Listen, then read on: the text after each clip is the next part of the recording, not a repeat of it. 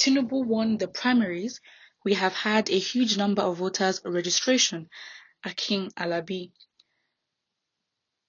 Festus Keyamo has reacted towards the mass number of people who are willing to collect the voters' card to participate in the forthcoming elections in 2023. He said, INEC should extend the time frame for voters registration. Those who spin the tale to look like the mass registration is 100% revolt against the ruling party are living in La La Land. The new voters would be divided between the ruling party, the main opposition, and the others. This is a very shady tweet. So breaking this tweet down, it says INEC should extend the time frame for voters registration. That would not happen. Why should it be extended? Then the election has to be extended itself.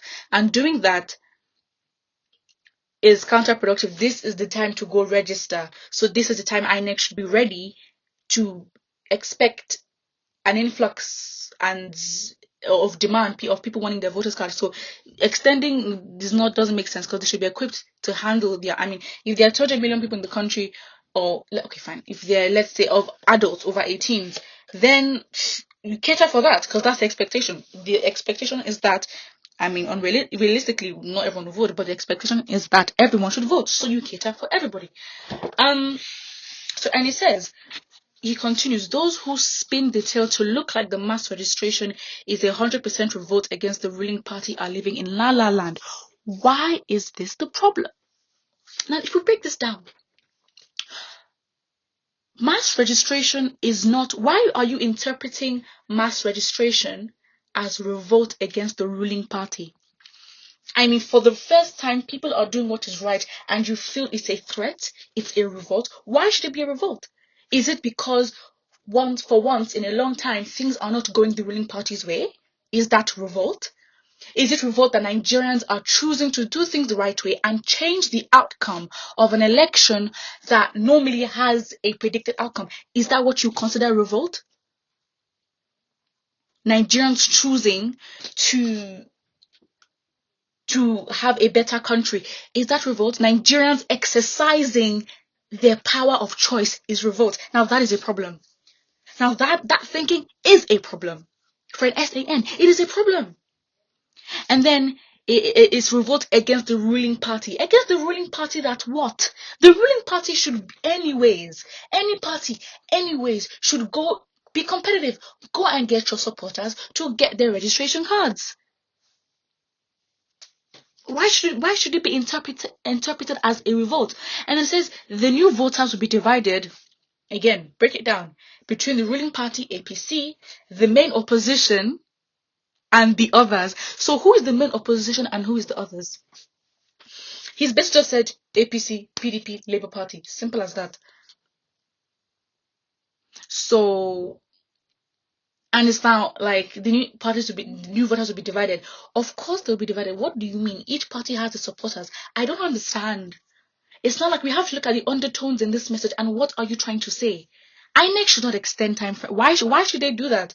Except something happens that is out of the predicted time frame of when a certain deadline should be met, and if anything goes out of line, out of the usual, then okay, fine.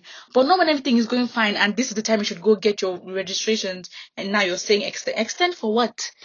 Because 2 years prior to 2 years ago to this day, all you parties have been preparing for this election. You've had what, 3.5 years to prepare for this next elections, and then closer to the time, for some reason, you now want to extend the time frame. It doesn't work, because you people are well prepared. Because instead of you people in power to be fixing the country and doing what you're meant to do, you're trying to look at ways to maintain how you can still remain in seat, and that makes you want to prepare ahead of time. So the times you've been preparing, what is that for? Exactly.